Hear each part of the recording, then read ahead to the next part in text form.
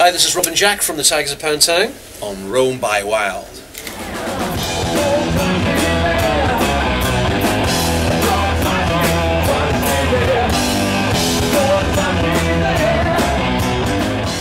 First of all, thank you very much for agreeing this interview and welcome to Rome. Thank you very much. It's their first time. Oh really? First time in Rome, yeah. Have you got the chance to visit the city? No.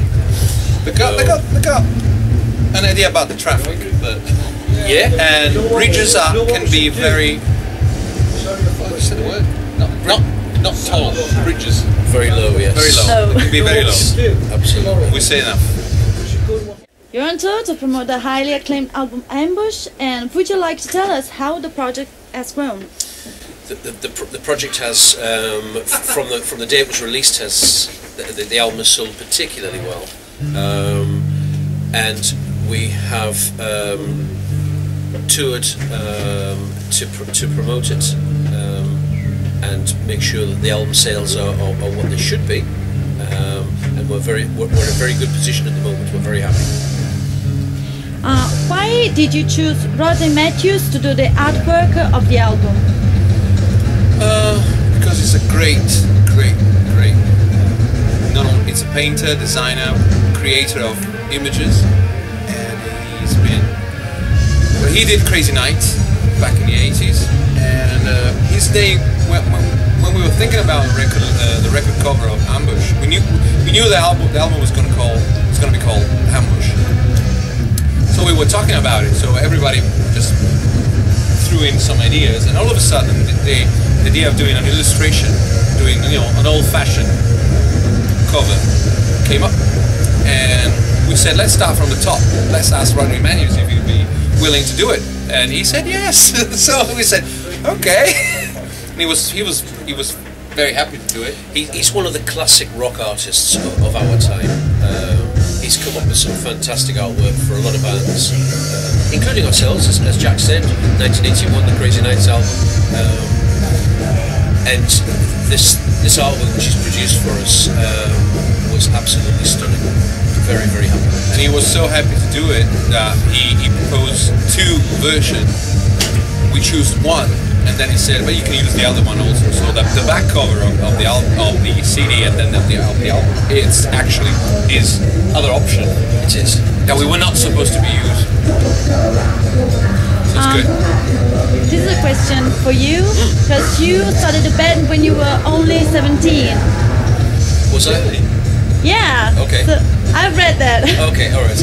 And what was your project then? And do you think now you've got the same project going on? No, I think it's different.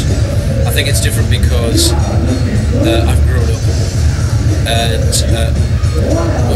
part of me has, and part of me hasn't. My heart is still 16 years old, 17 years old, but the brain is a lot older. We started off not really knowing what was going to happen. It was all very exciting. We signed a big record deal. We went on the road with Iron Maiden and Def Leppard and the Scorpions and Saxon, and lots and lots of people had a fantastic time, and sold a lot of records. And then we ran into a few problems, which a lot of bands run into with management and with members falling out with each other and all that kind of thing. So I took a bit of a break from it, and then came back into the limelight in 1999 when we played Wacken in Germany. And from doing that, decided that really the Tigers had to be had to go back on the road and write some more stuff and bring out some more albums and just see if it was going to be good again. And right up to now, the band has never been better. It's really we are on fire. Took some time. It just took some time. Yeah, we've had to take a few steps back to take a few steps forward. but there's absolutely the right members in the band now. Everybody's got the right attitude. Everybody, we get on absolutely like a family. The setup is run like a family, and it's absolutely fantastic. You also wanted to keep the name of the band all through these lineup changes. Why didn't you decide not to change the name too? Because the name belongs to me. That's a good answer. Simple answer. And I think it still represents something. When you say Tygers of Tang, there's still people going, oh, I remember that band. So that's a lot of even people. we are here in Rome, and one of the owners of the venue that we play, came to me and say, is there any original member of the lineup? I said, yes, the guitar player. Oh, because one of my first vinyl I bought was Spellbound. So I said, and so I liked it. So I just wanted to know. So that's what happens every time with Tygers, and it's a brand name. The name was created by our original bass player Rocky and myself in his bedroom when we were quite young. I speak to Rocky probably 4 or 5 times a year, maybe more. Maybe it's every other month. We call each other, and he has no problem whatsoever with me, carrying on the name, because at the end of the day, it was the two of us that came up with it. So, he's in fact he comments on if he sees a performance on YouTube or he really likes the new album. So it's a very nice relationship. And how did an Italian singer join the band? It's a mystery. I've got no idea. It's the mystery. They have got no ideas. I have no ideas. Meaning, I keep saying this. Every time Jack tells a story, I learn it. So every time I tell a different story. Yeah, exactly. Yeah. No, joking. Basically, 2004, I got an email saying that there is a legendary British band looking for a singer, and it was a particular time of my life when I said I never did any auditions until then. And I said, I'm going to do this. So after a couple of weeks, I got a reply saying that the band is the Tygers of Tang, and I'm on the top list, and they want to meet me. So I said yes, I'll, and I took it like a if nothing happens, it's going to be a good experience. So I flew, arrived in Darlington. Near Newcastle upon Tyne. Yeah, near Newcastle. And Darlington is very, I keep saying that, it's a very special place because it's where David Coverdale took the train to go to London to do the audition For Deep Purple. for Deep Purple. So for me it was like a good omen to say, oh, Darlington, I know this place. And after the audition, it went well. They just said, are you willing to join? Jack signed. What? Can you remember what you signed? Are you born in November? It was something like silly. Take It or Hellbound. Maybe it was, No, the first song I sang was Take It. Take It. There you go. Take And It. so the audition was with Take It, and it was just the then bass player and guitar player Rob couldn't come until later on in the afternoon. But I knew that I think Brian sent you a text message saying something about they were impressed by Take It. So we went through the whole afternoon rehearsing, and then after that they were just, would you like to join the band? And I said no. I just said yes, but are you sure? Meaning we just met. It was Since then, when I came into the rehearsal room, we played Take It, and the bass player, the other guitar player, and Craig and I all had our backs to Jack. Jack was singing, and 45 seconds it took for me to say to the other guys, he's in. We don't need to audition anybody else. That's it. So I think we played another couple of 2 or 3 more songs. Went to the bar, had a hello, you're in drink.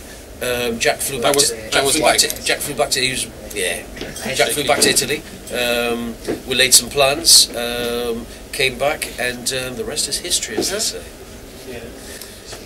What kind of attitude do you think a musician has to have and keep to fit in the music business? What kind of Attitude. attitude? You got to love it. You got to love music.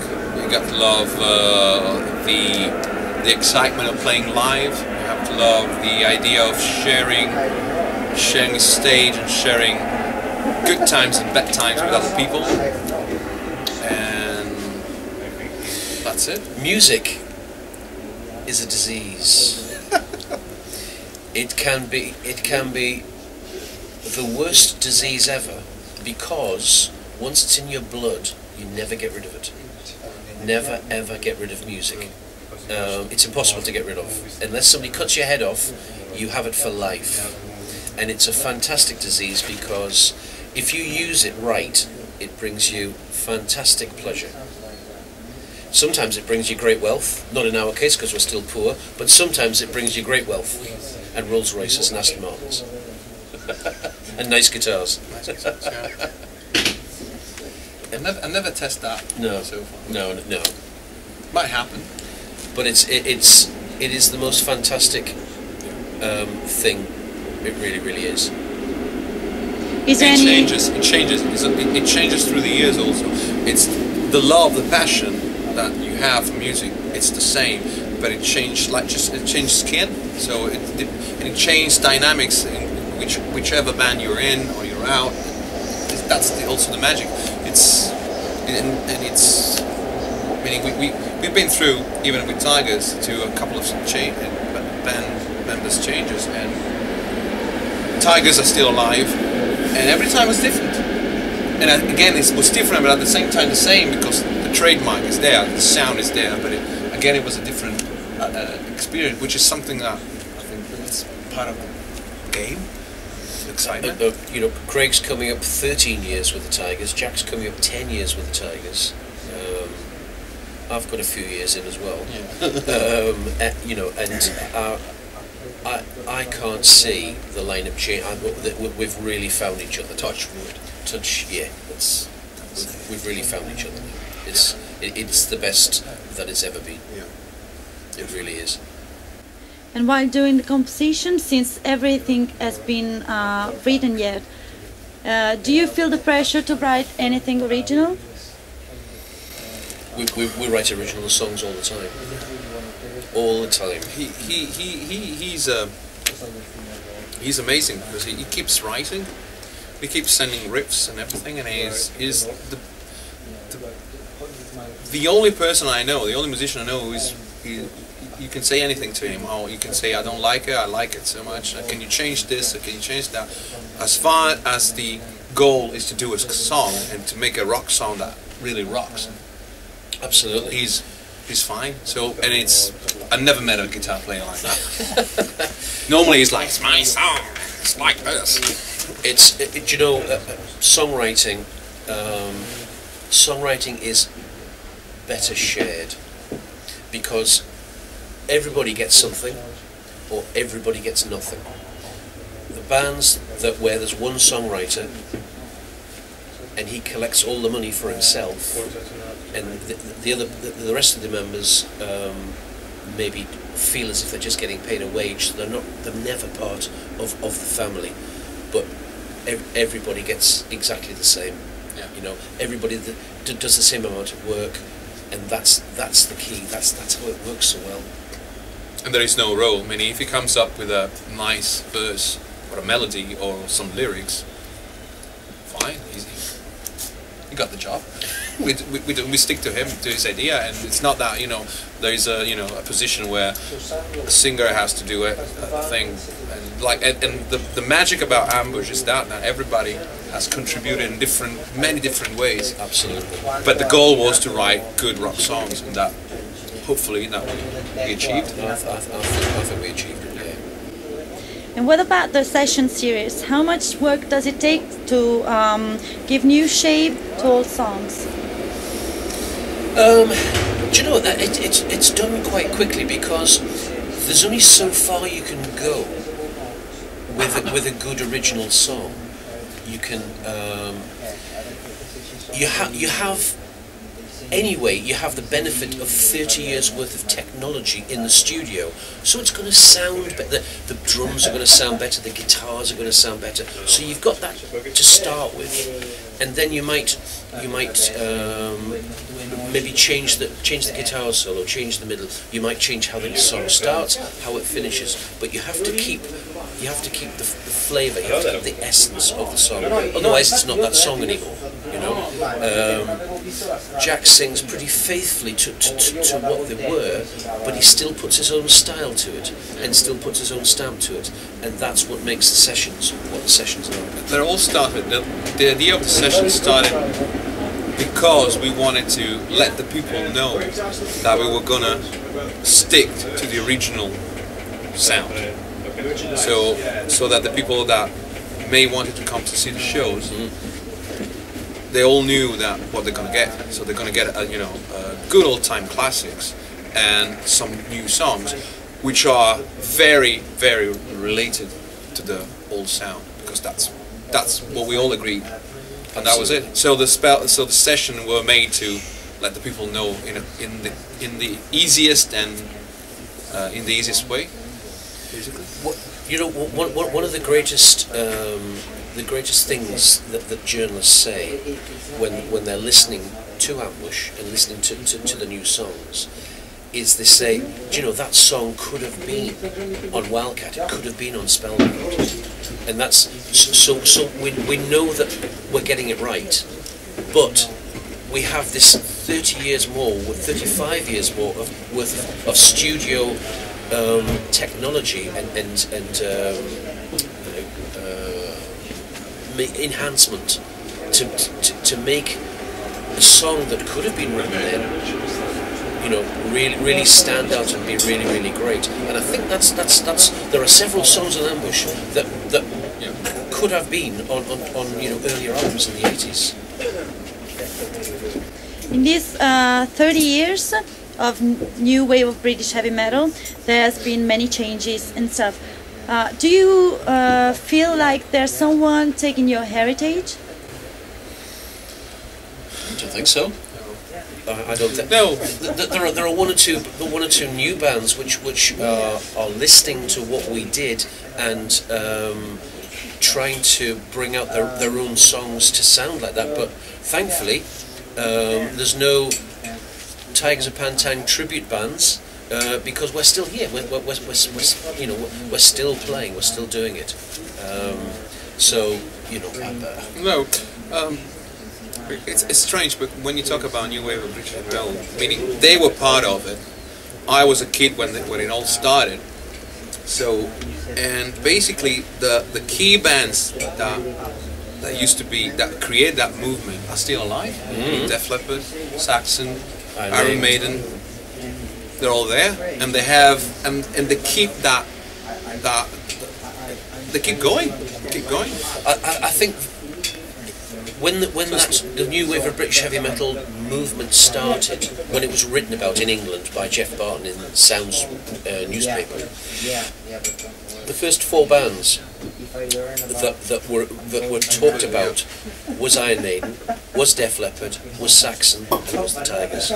We were the first four bands in that movement. And if you think about the four bands, there were four completely different bands that they were all grouped in a genre. Yep. But at the same time, they all had very strong personality, which is something maybe that people should look for, because nowadays they're all what you hear. Sometimes it's very talented musician playing very safe music, all with the same sound, and trying not to express their personality, which is something that they did and they keep on doing, because that's obviously, when you think about Iron Maiden, they say it's a trademark. Yes, but they invented that trademark sound.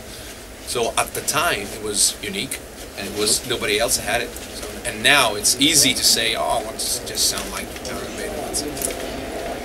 Our trademark is the tiger. Yeah. You know, on our albums, it's a theme which runs through the albums. You know, so we've made ourselves, you know, individual and special. That's what we do. You know, Iron Maiden have Eddie. You know, we have our tiger.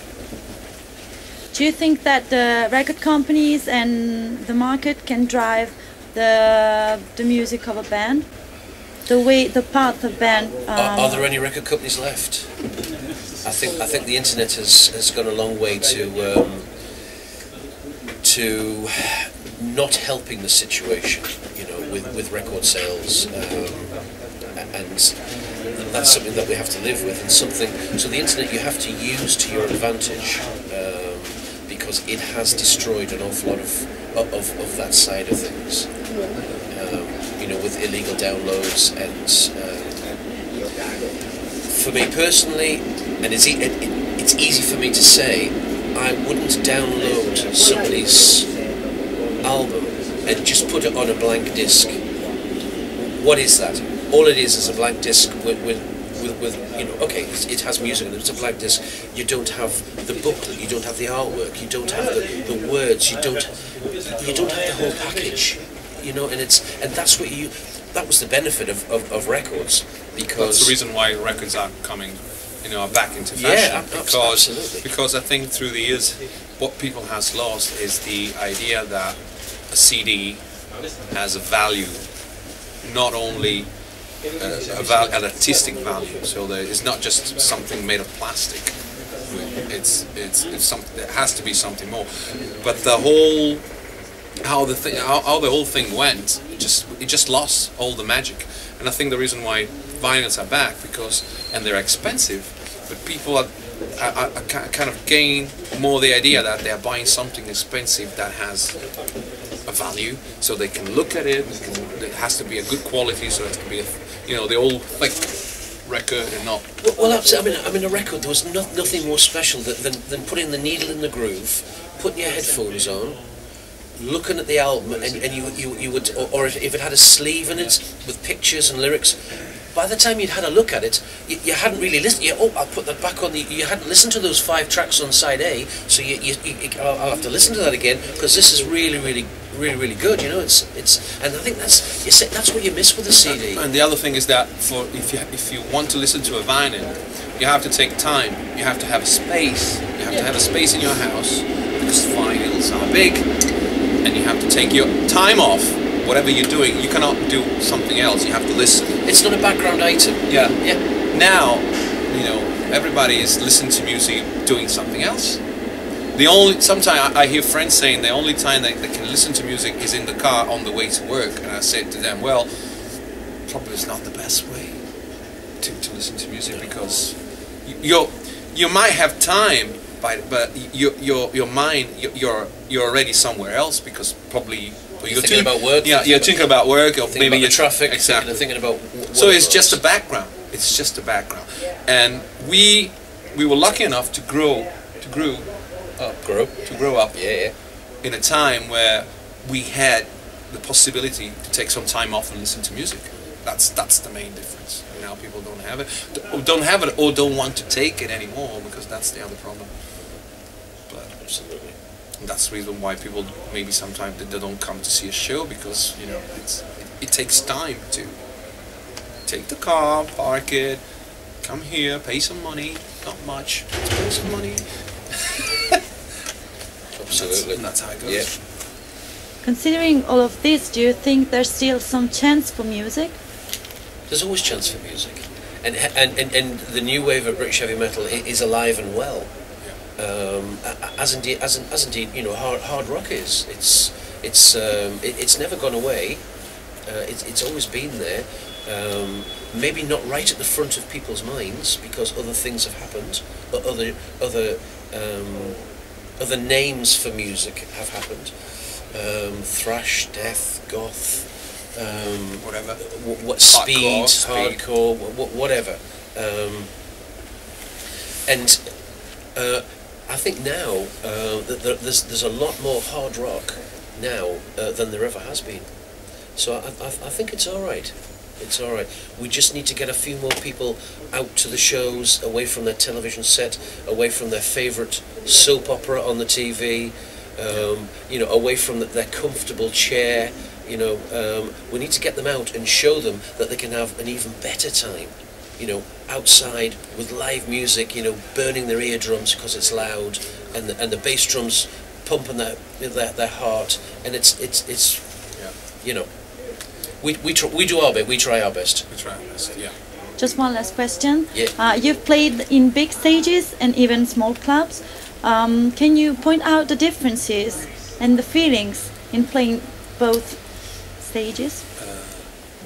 In small stages, we feel uncomfortable because we cannot move, and we get in each other's way every time. The Tigers aren't shown. We can't show ourselves off to our best potential. We do prefer you know, bigger stages because we're quite active, even though some of us are white-haired and a little bit senior. Oh, you'll see him tonight. But we're still quite, you know, we like to run around and we're not a band that just stands and looks at their shoelaces and plays. I don't believe in that at all. And in fact, if I see a band do that, then I get very drunk. And why do I get very drunk? Because I'm at the bar. Because I don't enjoy it. I like a band to entertain. If you work hard for your money, you buy your ticket, you take a chance. Oh, I'm going to go out. I'm not going to sit in my chair and watch whatever soap opera. I'm going to go out and see this band. And if you do that, then when you go on your way home, when you're on the metro or on the bus, when you want to think, do you know, I'm glad I did that because they were great.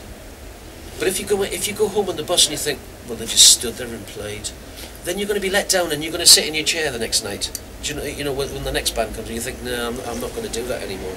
So, you know, I think it's up to bands to entertain people and to give people value for money. I really do. You know, to kick-start the live scene again. He's right. Yeah, I think that too. So thank you very much for Thank you this very interview. much. Who you think you're talking to?